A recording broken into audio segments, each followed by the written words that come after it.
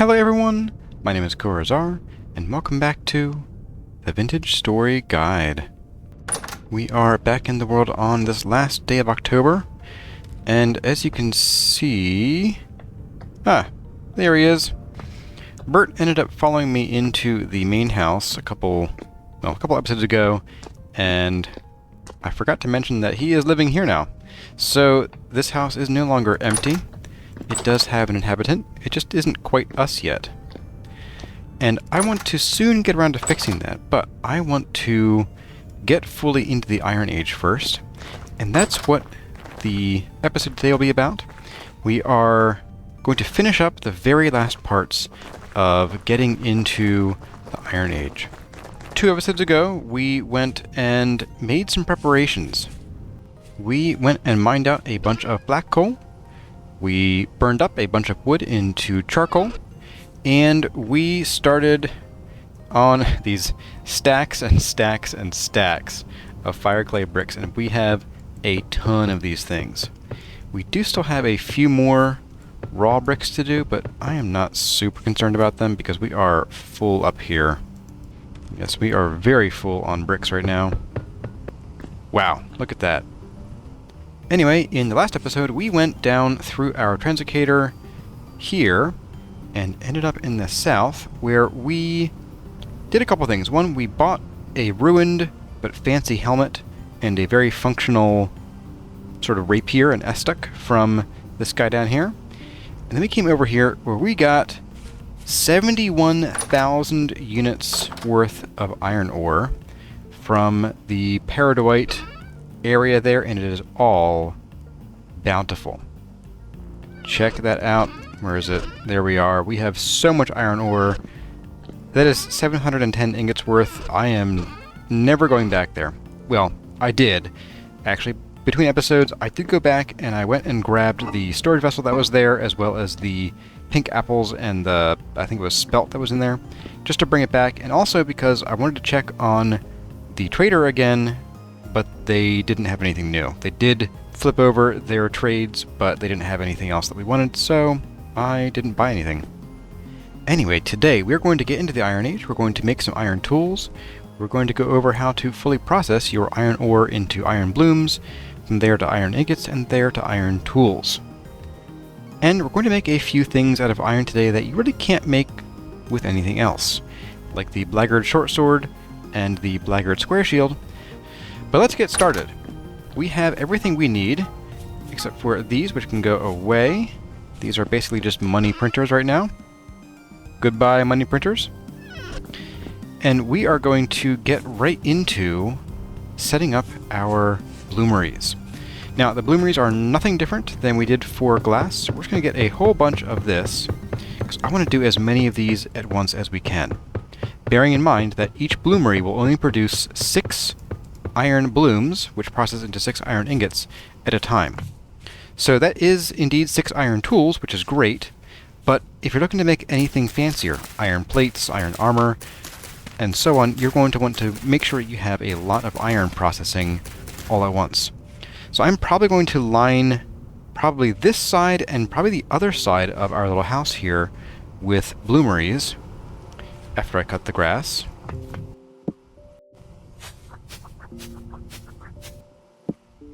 Much better. Hey, you, get back here. There we go. See, let's go ahead and we're going to line both sides of our work area with bloomeries, bearing in mind that these do not stack, so they're going to fill up your inventory really quick. And let's go ahead and we're just going to get these down here.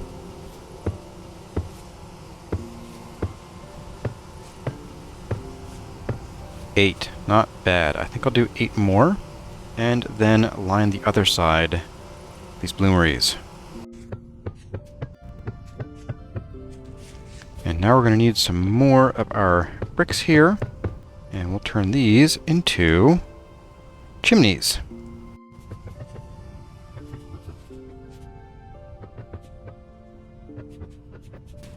And there we go. 16 bloomeries, that should start us off pretty well. We have enough for probably 8 more bloomeries, as well as these raw bricks here that will add a little bit more. But let's go ahead and get our iron going on. I think we'll start with this chest here. I'm just going to grab a few of these. I don't think we're going to need more than... Well, we'll bring 4 stacks, but I don't think we'll need 4 stacks. And let's go ahead and grab a hammer. That one's almost dead, so we'll grab this hammer too. And we're going to process these into nuggets the same way we would with any other ore. Just stick them in your inventory, put your hammer over them, and smash away. Now, each bloomery, since it does 6 ingots at once, is going to need 120 nuggets of whatever iron ore. And bear in mind, as I mentioned last episode, you have to have the same kind of nuggets the whole way through. You can't mix and match your hematite and magnetite and so on, even though realistically you probably could, but you can't. It's vintage story. And it looks like we actually do need almost all 4 of these stacks here. Interesting. Okay, cool. Once you have your nuggets, just crouch and sprint at the same time, and there you go. You add them 5 at a time. And this does take a while, I will warn you. As you can see, filling up a single bloomery takes on the order of, what, 8 or 10 seconds? So, be prepared.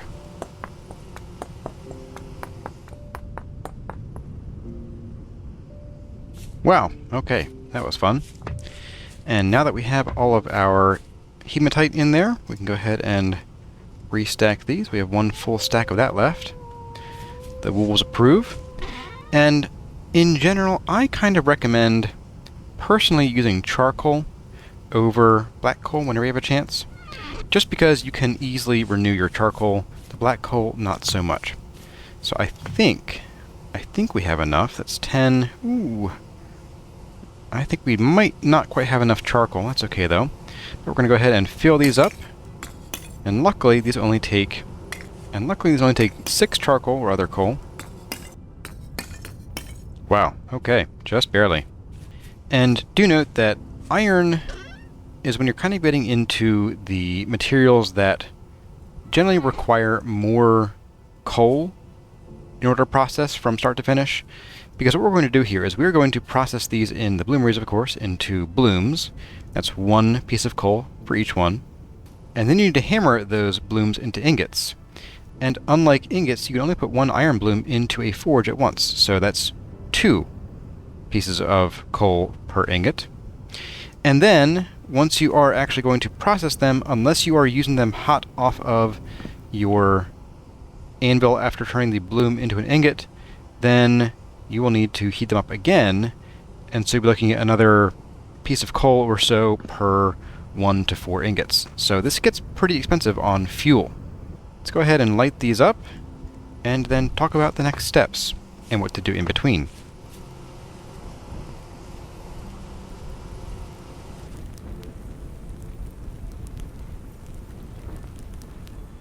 Now, while these are working on our iron blooms, is a great time to turn to other chores and other matters.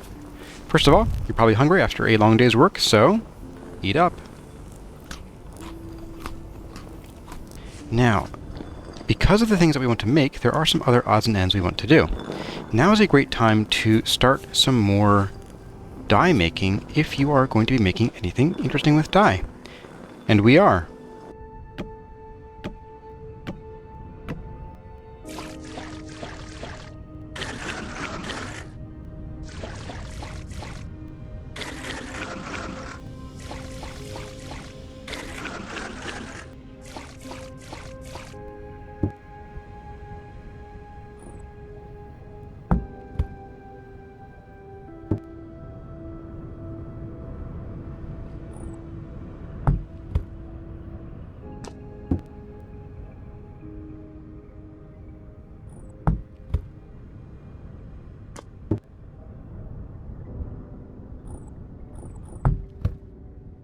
And there we go. Why do we need so much gray, green, blue, and yellow dye, Corazar? That's for me to know and you to find out later. Now is also a pretty good time to take stock of your coal stockpiles. And, well, we are kind of low on charcoal. And I don't really want to use all of our black coal on the next batch, so I think we're going to take some time to chop down some trees and get some more charcoal going. After I get my shears.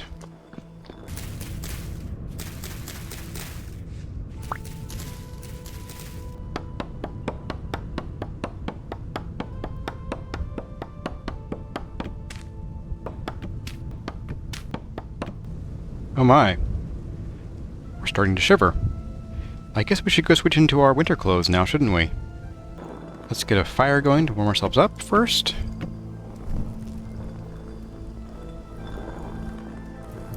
And maybe have a bite to eat.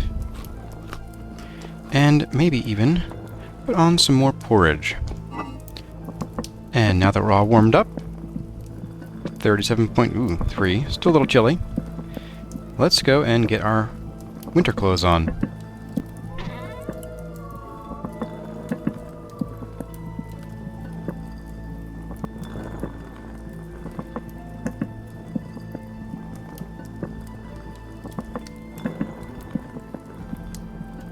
And there we go. Look at us. Let's go ahead and fix up whatever clothes we still have on us, and probably fix up our winter clothes too. And we'll put our armor back on. And our soup's done. Great. We're just going to go ahead and grab some twine and some linen. We're going to put away our normal clothes. And we're just going to go ahead and... Let's see, you're at 0%, so we're going to go ahead and hit you twice. 1, 2. Back to full. 0.5C. You're in pretty rough shape. Let's go ahead and we'll hit you once with that. And 3 of those should get you back to full. There we go. And we're going to hit each of these with 1 piece of linen. There's that. And then we have a little bit more here, and like that. So there we go. We have a full set of clothes, and we have what, just shy of 10 degrees Celsius protection. Perfect. Armor on. And I'll get back to chopping. See you in a bit.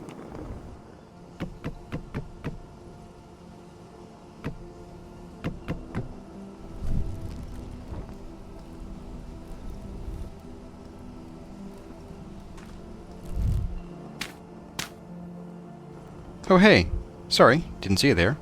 I was just putting together the last of our charcoal pit and getting that lit, so we should have enough charcoal to do another run of iron blooms next time we're ready.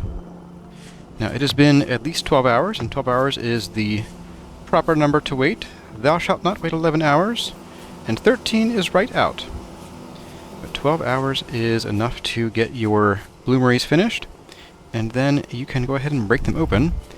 And if you are superstitious like me, you can break your top chimneys first. It doesn't do anything, but I like to do it. I don't know why.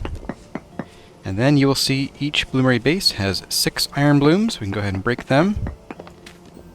And they might still be a little warm. Nope, these are actually cold. Okay.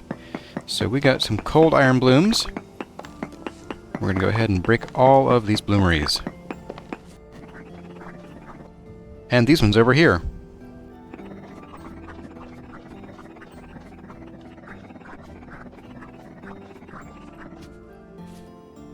And look at that, a stack and a half of iron blooms. Alright. We can go ahead and put our fire bricks away. And now we have a ton of iron blooms. What do we do with these now, Corazar? Well, the first thing you gotta do is throw away your old copper anvil. It is of no use. And in fact, if you want to reclaim the copper ingots that went into it, you can reclaim 8 of the 9 ingots if you use a chisel. Now the chisel must have at least as much durability as a chisel of the anvil's type. So a copper chisel, for instance, has 600 durability, so your chisel must have at least 600 durability to break down the copper anvil. So watch, we will lose about half of our durability here, but bam, we now have 8 of our copper ingots back. And we can just drop them down here. There we go. And now we get our bronze anvil, and this is going to be the anvil that will carry us through until we hit the steel age. And what we're going to do is we're going to take some brown coal, because it is plentiful and therefore cheap, to us at least. And we are going to work this on the anvil just like any other ingot, but we can only put 1 iron bloom in the forge at once. And unless you have a Hellhammer setup, which we don't have today, but if you have a Hellhammer setup, then you can maybe use more than 1 forge, up to maybe 4 or so per fully kitted out help hammer setup, which we'll get to at some point in the series. But in general, you probably won't need more than one forge if you're doing these by hand. We of course need our tongs, which I will not forget this time. And we're going to need a hammer, which we already had with us. Perfect. Now I recommend pretty much filling up your forge with coal, and as soon as you take your bloom off, put a fresh one on. That way you can just sort of keep going and do a whole bunch of these in a row, and not have to keep relighting your forge. And I'll pick this up when it gets to about 850. There we go. And now we have our bloom on the anvil. And you'll see that there are glowing red parts and dark black parts.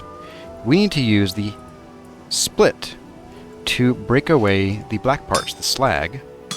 And you'll see that it does a 3x3 flat area and removes all of the slag in that area. So you can conserve your hammer's durability by making sure that you are hitting spots that can hit multiple pieces of slag. And there we go. We have almost all of it gone. There's one more. Okay, so then you'll see we have most of an ingot here. We now need to pull some of these down into the ingot shape.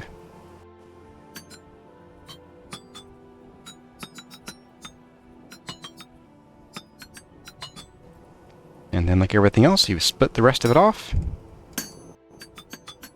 And you have an iron ingot and a very, very hot iron bloom over here. So that took a little while since I was explaining, but yep, you can keep going like this and make as many ingots as you would like before you are ready, or before it is time to actually turn them into tools and weapons and so on. I'm going to make a few of these here. I won't keep you through all of the process, but I'll make maybe a half a dozen or so. And then we'll talk about what we're going to do with these ingots. There we go. We have 8 iron ingots, and they are still quite hot. We could work them. I like to work them at about 900 just for visibility's sake. But we're going to go ahead and make a few tools. I am thinking, let's see.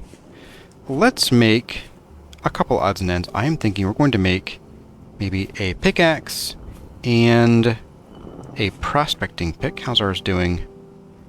Yeah, let's make a prospecting pick and a chisel and some shears.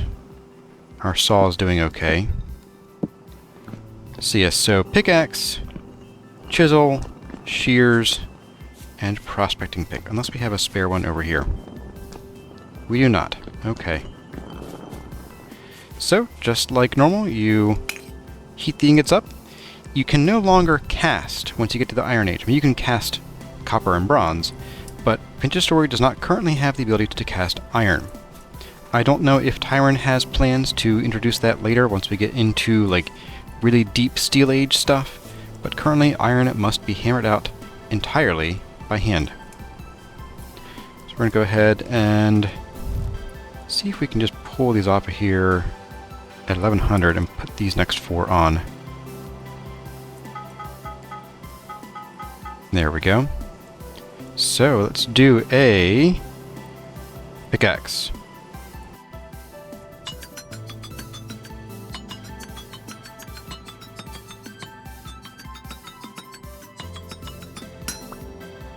And a prospecting pick.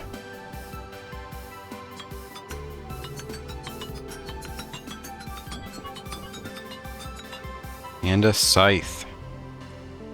Didn't mean that. I meant to do shears. Oh well.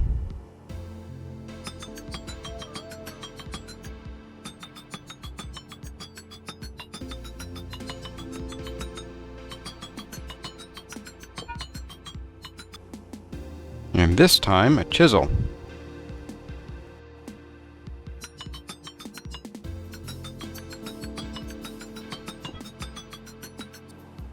And check it out. We can toss this guy at least into here. And we can just put these guys right onto shafts. And you will see we get some very fine tools. So the pickaxe has 1000 durability. Compare that to the tin bronze's 450. We're getting about double. It's sort of about double of the average of bronze tools equivalent. So 300, 650. pretty good increase. The speed of mining is also increased somewhat. We have about a 25% boost in mining speed and everything for the tools that actually have a mining speed. The scythe does not, for instance. Now, I wanted to bring your attention to something that we can do now. Just gonna pop this up and keep you guys hot while we're talking here. There we go. Now, because we have the class exclusive recipes turned off, we have access to a couple of tools, specifically a shield and a sword, that we wouldn't have access to normally unless we were a blackguard. And that would be, of course, the blackguard's short sword and the blackguard shield. Now, the short sword has a unique crafting recipe. It used to actually use the common long blade recipe, but the long blades got turned into falxes in 1.17. So we need to make an iron short sword head, and we need to make a couple things. We need an iron boss and an iron plate. And that's why we have 4 more ingots on, because we need 1 for the boss, 2 for the plate, and 1 more for the short sword. So let's go ahead and get those working here and get that moving.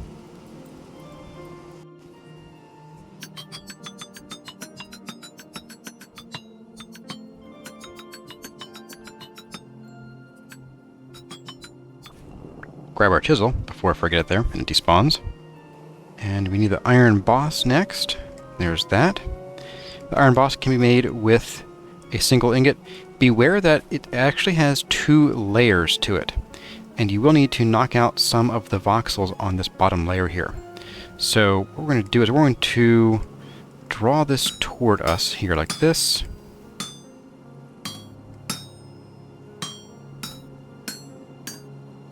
And unlike the copper chute pieces or copper pipe pieces, you want to leave this bottom center part intact. So we're going to do that and that. And now we're going to start by taking off the pieces on the sides. And then we're going to squat down by sitting and knock out just these pieces on the bottom here. And there we have our iron boss. And then we of course need an iron plate. Alright, there we go. We have our iron plate and our iron boss. Go ahead and cool them off for now. And now for the iron short sword, or for the blackguard short sword, we need the short sword head, a single piece of charcoal, and a stick. And we get the blackguard short sword. Check it out. It has 1100 durability and 5.3 attack power.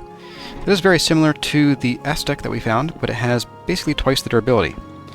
And I think we're going to go ahead and retire our tin bronze falx. As sad as it is to see it go, it is time to hang up the falx and bring on the blackguard short sword. Alright, we've got the boss and the plate. What's next, Corzar? Well, we're not quite done yet, because as you can see, this iron boss is used for a lot of things. Can I maybe find the blackguard shield? As you can see, we need 2 pieces of charcoal. We have that, just barely. The plate, the boss, 3 pieces of boards of basically any type, as you can see there. But we also need 2 pieces of gray leather. And that's one reason why we went and made so much dye over in the new house, in what will be our dyeing room. It's currently just a dyeing area. We're going to go and let's bring some leather with us. And we're going to go and get our dye magic on. Okay, here we are. So, here we have our dyes already. We have gray, yellow, green, and blue. And with cloth, with plain cloth, or mordanted cloth, as you typically use for most of your colors, you need basically 2 units of dye, 2 layers of dye per cloth that you dye. Leather doesn't require mordant at all, and kind of to balance that out, it requires twice as much dye. So out of these 16 liters of gray dye, we're going to be able to put in 4 leather. If we put 5 in, it won't work. We're also going to get some friends here. I'm going to go ahead and seal that, and in 8 more hours, we will have 4 pieces of gray dyed leather. Now, that isn't the only dyeing I want to do today, because there's a second shield that I want to make, specifically the one that we're going to bring with us to the Resonance Archives probably next spring or maybe next summer. And that is, I want to bring along a blue ornate tin bronze shield. Reason is that the type of metal that you make your shield out of really doesn't affect the damage absorption or the passive damage absorption. It's just the durability. So we could make an iron shield, and it would have about 540, I think, durability. 510. So as you can see, it is 60 more durability than a tin bronze shield, but with only about 1/4 of the looks. But I was thinking that since we're going to be going in some nice shiny gold armor that has a couple blue accents, I figured that having a tin bronze shield with blue accents would go great. And that's why we made the blue, yellow, and the green dye in copious amounts, also because I may want to dye other things those colors later. So let's go ahead and we're going to put 2 leather in the blue vat and 1 each in the green and yellow vats, and we'll get that going. And by vats, I mean barrels. Let's see if we can avoid these bad boys out here. 1 in you. 1 in you. And 2 in you. Excellent. There we go. Well, we're pretty well done here until about this afternoon. So, again, when it comes time to kill time, there's always something to do in Vintage Story. I think today we're going to go check on our animals and see how they're doing. Let's bring along some flax grain with us to feed them, and we'll go say hello. Hello. Oh, right. We're here to feed them, of course. Silly me. Now let's see. We have 2 males and 4 females. This is going all right, I think. Hopefully one of these lambs will be a female, or this single lamb, I think it is. And we have plenty, wow, we have plenty of pigs. Oh my goodness. We're going to give these guys some food. It won't be enough to let them breed unless one of them is really greedy. But I want to fatten them up a little bit. Let's check out our chickens over here. Hello, chickens. There aren't a ton of you. You guys need some time on these hen boxes, so let's give you guys some more food too. Now we do have here several pigs that need culled. I think just the 3. I want to keep the Generation 2s here for now so that they can fatten up a little bit, and we're going to take care of these Gen 1s.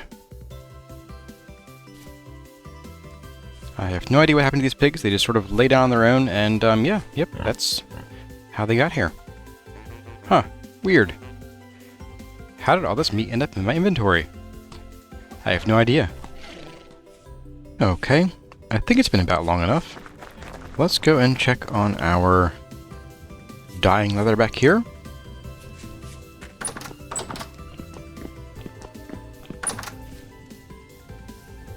Got 1 more hour to go. Okay. Well, we will wait for 1 minute. And while we are, I guess I should go ahead and talk about what we are doing in here. Because I really haven't talked about it much, but over here I have all of our stones, and anywhere that there are 2 labels, like sandstone and claystone, the claystone is down here. Well, if we had any. There we go. Over here, I have taken some of the paper that I purchased from our agriculture trader, and I think the commodities trader too, and I've combined them in my inventory in the crafting grid with some of these crates we made, and then did a crouch right click with some limestone, and that let us put a label on these that we can see at a glance without having to read the top of the screen. And there are a few more wood types, so I'm leaving these 4 open for those 4 wood types. And over here we have some more crates that are going to get some labels soon, but I don't have a whole ton left, and I don't quite know yet what to put over here. I might do some dirt and sticks and clay kind of stuff. That might fit over here. But that is how we're organizing things. And then this wall is going to be primarily natural things, so wood and plants and flowers and seeds and so on. Those will all find their way over here. And we'll keep this side for minerals, although I think this top row is kind of unlikely to get used, I think, just because I definitely overdid it on the storage, which was part of the plan. I didn't want to run out of storage for any of these materials, so I went ham, and, well, we got bacon. And here we go. We now have 4 pieces of gray leather, and 1 piece of yellow, 1 piece of green, and 2 pieces of blue. And with these, we can finally go and make at least our blackguard square shield. I didn't actually make the shield for the tin bronze. I think we'll do that here at the end. It's not directly iron related, but I wanted to show you how you make it because the fancier shields, or the more normal shields, are not blackguard only, take a little bit more than just a single plate and a single boss. Now I am also making some food here, and I am sealing them with some beeswax. So I wanted to preserve this meat a bit longer than it usually does. So why are you fresh for only 5.6 days? You should be fresh for like a while. 1.7 years. There we go. That's more like it. Put another pot of stew on here before we get to our shield making. And let's go and make our blackguard square shield right now because we can. We're going to need these 2 and some wood that I forgot to grab. Here we go. Wood. And let's see, boss and plate, charcoal, and gray leather. There we go. We have enough for 2. I do like to keep spares around, so that's why I made some more gray leather. But we have the blackguard shield. Now it has among the highest damage absorption in the game.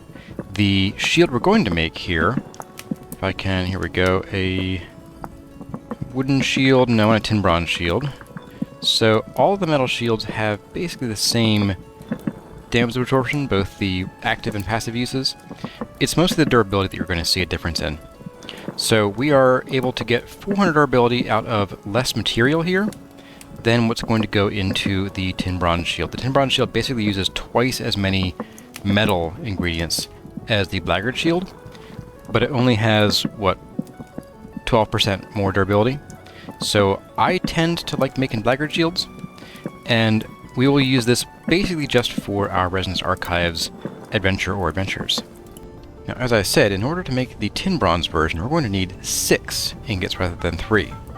And of course we can't do all 6 at once in the forge, but we will get to it. I'm going to make the plates and the boss off camera, and then I will show you how to make the hoop. It is basically the same kind of thing. You're just going to be smithing and then smushing voxels around. I'll see you when that starts. Alright guys, it is time for us to start our tin bronze hoop and boss. The wolves think it's very exciting. That's great guys, thanks for telling me. Now, I've put on 3 tin bronze ingots because, full confession, I've never actually made a tin bronze or other metal regular shield before. I have literally only ever made the blackguard square shield, so yep, this is new for me. So I don't know whether or not 1 ingot will work for a hoop, but we're going to find out here. And if it is, then we can just go ahead and plop the ingot back on the pile, and it won't cause any problems. And this sits really funny on the anvil. Wow, look at that. But I think we can definitely make this work with a single ingot. And boy, this is a very cumbersome recipe. Look at this. Oh, I don't like this one bit. This is annoying. Wow. Okay. Speaking of annoying, let's try... We're going to bring this down. I wonder if I can, like, walk pieces over or not. Oh, I bet I can. I'll bet I can. Watch this. Watch me go.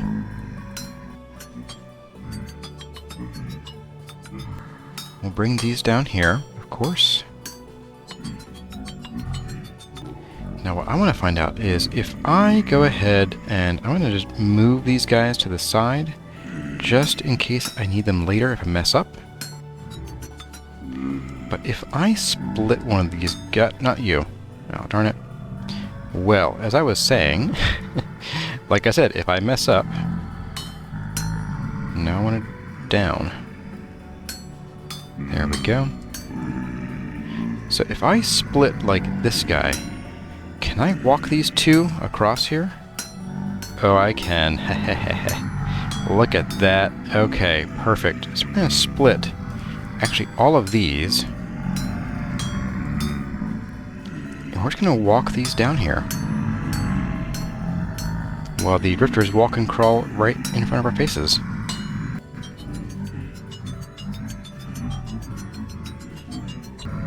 Then we pull this one down, pull this one down, and we split the last few voxels.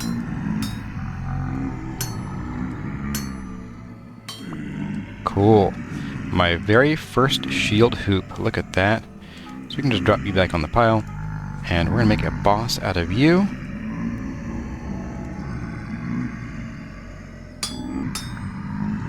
And there we go.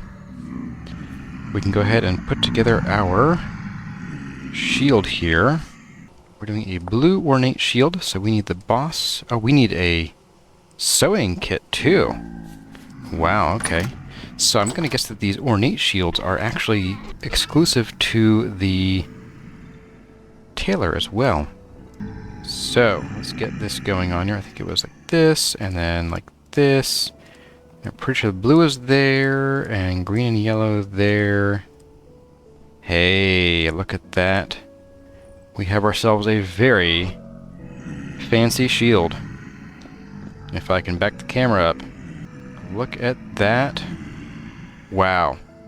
That's going to go great with our other gear, I think. Let's go find out.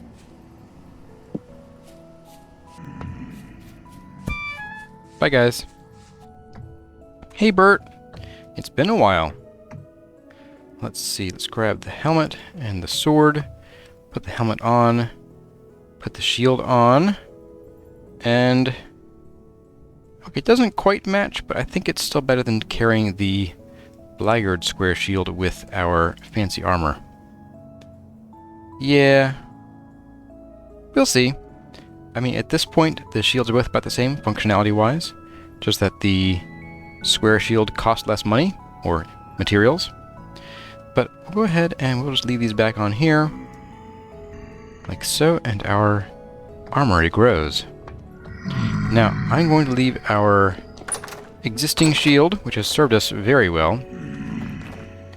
It's going to go just in a chest in our house for now. And we're going to start carrying the blackguard square shield with us. And like that, folks, we have entered the Iron Age with very little chance of us backsliding into the Bronze Age, just because of how much iron we have and how much coal we have to work it. So I am going to work through our Bronze Age tools, as well, except for the falcos, I think. But I'm going to use our shovels and our pickaxes and whatever axes and other tools we have just to burn through them, and then moving forward we will generally be using iron. Now be aware that for some reason there is no, at least in vanilla, there is no current iron spear option. So the black bronze spears that we have are our most powerful spears in vanilla. I don't know if Tyron has plans for making iron and steel versions of these. I hope those plans are in the works, but you never know. Sometimes these things just don't make it into the game. Anyway, everyone, I hope you enjoyed the episode of us getting into the Iron Age, and actually all three of the past episodes of the process of getting prepared for the Iron Age, getting the iron, and then finally entering the Iron Age. With these new materials, we're going to be able to fix up that fancy golden armor and make very powerful armor of our own for delving the deepest depths of the world. I think because it's winter, we're going to take a break from the adventuring, and we are going to spend some time working on the new house. We have bedrooms to make, and butterfly rooms to make, and libraries to, well, we'll see about the libraries. Those, I hear, are pretty expensive to actually stock with books. But I do want to start the process soon. So, look forward to a few building episodes as we explore the possibilities and designs with the materials that we have and that we know we can get. And I hope to see you all then. As always, my name has been Corazar. Thank you all for watching, and I'll see you in the next one.